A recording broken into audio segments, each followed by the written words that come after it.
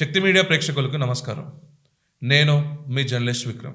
తెలంగాణ రాష్ట్రంలో పథకాలు అందకుండా కొంతమంది బెనిఫిషరీస్ ఎవరైతున్నారో వారు ఇబ్బంది పడుతున్నారు.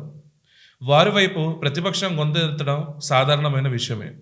కానీ ఇక్కడ స్వపక్షంలోనే విపక్షంలాగా ఒక ఎమ్మెల్యే వచ్చేసరికి గవర్నమెంట్ని ఒక ట్విట్టర్ వేదికగా కానీ మీడియా వేదికగా కానీ విమర్శిస్తూనే ఉన్నారు. ఆ విమర్శకి కారణం తనకి మంత్రి పదవి దక్కకపోవడమా అని అంటే ముమ్మాటికి తప్పు. రాజగోపాల్ రెడ్డి గారి గురించి మనం ఇప్పుడు మాట్లాడబోతున్నాం. రాజగోపాల్ రెడ్డి గారు మొన్న సీఎం రేవంత్ రెడ్డి గారు ఏదైతే నేను 10 సంవత్సరాలు ముఖ్యమంత్రి ఉంటా అంటే నీకు అంత సీన్ లేదని చెప్పేసి ఇండైరెక్ట్గా వారు మాట్లాడడం జరిగింది. అసలు రాజగోపాల్ రెడ్డి గారు ఎందుకు ఇట్లా స్వపక్షంలోనే విపక్షం చేస్తున్నారు? అసలు మంత్రి పదవి దక్కకపోవడం వల్లనే వీరు ఇట్లా బిహేవ్ చేస్తున్నారా అంటే ఇది ముమ్మాటికి తప్పు. నిన్న వారు ఒక మునుగోడు కాన్స్టిట్యున్సీ ఏదైతే ఉందో ఆ మునుగోడు కాన్స్టిట్యున్సీ నుంచి వారు నిన్న ఒక విలేకరితో మాట్లాడుతూ ఇలా మాట్లాడారు. ఏం మాట్లాడారో ఒకసారి మనం ఇప్పుడు మన ఆడియో రూపంలో మనం తెలుసుకుందాం ఫ్రెండ్స్. రైతు బంధు అందరికి రాలే, కొందరికి వచ్చింది, ఇంకా మిగతా వాళ్ళకి రాలే. వాళ్ళ గురించి కూడా ప్రభుత్వ ఆర్థిక పరిస్థితిని దృష్టిలో పెట్టుకొని మిగతా వాళ్ళకు కూడా ఇవ్వాలని ఉంది. సార్ నిర్మల మాటలు మాట్లాడతాం. ఎవరు తప్పు మాట్లాడినా, ముఖ్యమంత్రి తప్పు మాట్లాడినా మన ట్వీట్ పెట్టిన చూసారా?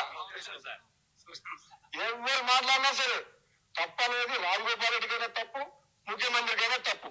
ఎవరైనా సరే తప్పు మాట్లాడితే నేను ఓపెన్ గా మాట్లాడే మనిషిని కాబట్టి రాబోయే రోజులు మంచి రోజులు వస్తున్నాను. Thank you.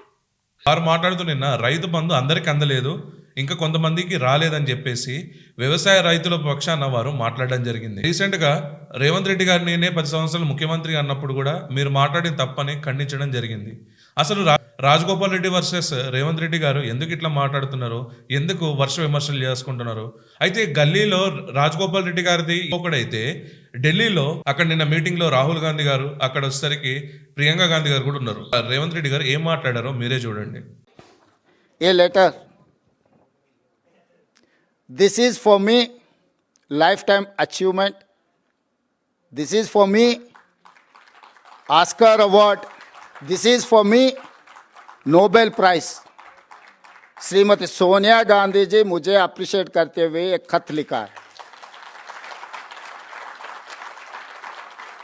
For me lifetime achievement, क्योंकि बहुत सारे काम कर सकता हूँ, वेलफेयर कर सकता हूँ, डेवलपमेंट कर सकता हूँ और दूसरे कुर्सी में बैठ सकता हूँ. मगर सोनिया जी अप्रिशिएशन जो लेटर खत लिखा मेरे नाम पे, सोनिया जी खुद दस्तखत कर दे के for me this is life time achievement. Thank you. Revanth Reddy గారికి వచ్చిన లెటర్ అంట ఆస్కార్తో సమానం అంట, పద్మభూషణ్తో సమానం అంట, నోబెల్ ప్రైజ్తో సమానం అంట. అసలు ఏ అవార్డు కూడా దానికి లేదు కదని చెప్పేసి వారు మాట్లాడుతున్నారు. నాకు ఇది చాలు, ఇది లైఫ్ టైం అచీవ్మెంట్ అని చెప్పేసి నిన్న సోనియా గాంధీ గారిని పొగడడం జరిగింది. ఒక సీఎం స్థాయిలో ఉండి నిన్న వారు అట్లా మాట్లాడడం ఇక్కడ తెలంగాణలో ఉన్న విపక్షాలు కానీ సోషల్ మీడియా వేదికగా కానీ సోషల్ మీడియాలో కూడా కానీ ఒక చర్చగా మారింది. ఇది వీకెండ్ రాజకీయాలకి రేవంత్ రెడ్డి గారు కేర్ ఆఫ్ అడ్రస్ ఎలా అయితే మారారో వారి స్టేట్మెంట్స్ కూడా అలానే మారుతున్నాయి. ఒక ముఖ్యమంత్రి హోదాలో ఉండి ఇలాంటి స్టేట్మెంట్స్ వారు మాట్లాడడం నిజంగా దౌర్భాగ్యం. ఎందుకంటే వచ్చేసరికి తెలంగాణకి ముఖ్యమంత్రి వారు, అక్కడ వచ్చేసరికి ఢిల్లీ వీధుల్లో అది తెలంగాణ గౌరవాన్ని రేవంత్ రెడ్డి గారు తాకట్టు పెట్టినట్టు ఇలాంటి మాటలు మాట్లాడడం. ఎందుకంటే రేవంత్ రెడ్డి గారు వచ్చేసరికి గ్రౌండ్ నుంచి వచ్చిన కార్యకర్త, జెడ్పీటీసీ దగ్గర నుంచి ఎమ్మెల్సీ దగ్గర నుంచి ఇప్పుడు ఎంపీ, దాని తర్వాత ఇప్పుడు చీఫ్ మినిస్టర్. ఆయన ఎంపీకి కూడా కంటెస్ట్ చేసింది మల్కాజ్గిరి కాన్స్టిట్యున్సీ నుంచి, ద హయ్యర్ ఓట్ షేర్ ఉన్న కాన్స్టిట్యున్సీ నుంచి. సో అలాంటి బలమైన నేత అక్కడ ఢిల్లీ వీధుల్లో ఇలాంటి కాకమ్మ కబుర్లు ఎందుకు చెప్తున్నారు అనేసి ఇప్పుడు వారి అభిమానులు కూడా ఫైర్ అవుతున్నారు రేవంత్ రెడ్డి గారి మీద. అయితే ఇక్కడ రాజగోపాల్ రెడ్డి గారు ఏదైతే కొద్ది రోజుల్లో చూస్తారు అని చెప్పేసి మాట్లాడారో అక్కడ రేవంత్ రెడ్డి గారికి కూడా ఏమైనా హింట్స్ వస్తున్నాయా, ముఖ్యమంత్రి పదవి నుంచి ఏమైనా దిగబోతున్నారా అని చెప్పేసి ఇప్పుడు ఒక చర్చగా మారుతుంది ఈ టాపిక్ అనేది. రేవంత్ రెడ్డి గారికి పదవి పోతుందని చెప్పేసి ఇలా నిన్న మాట్లాడారా, లేకుంటే అక్కడ రాహుల్ గాంధీ గారు ఈయనకి మధ్యలో గ్యాప్ ఉండడం వల్ల ఈ గ్యాప్ని ఫుల్ఫిల్ చేసుకుందామని చెప్పేసి ఇలా మాట్లాడారనేది ఇప్పుడు మనకు కొద్ది రోజుల్లో తెలియబోతుంది.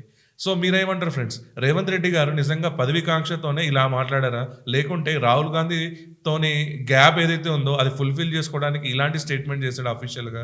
అండ్ ఇంకోటి వారు మాట్లాడుతూ నేను ఇంకో కుర్చీలో కూర్చోవచ్చు అన్నాడు. అంటే రాహుల్ గాంధీకి ఇండైరెక్ట్గా ఏమైనా నేను ప్రధానమంత్రి అభ్యర్థిగా నేను నెక్స్ట్ ఎలక్షన్లో ఎంపీ కంటెస్ట్ చేస్తానని చెప్పేసి వారేమైనా మాట్లాడారా?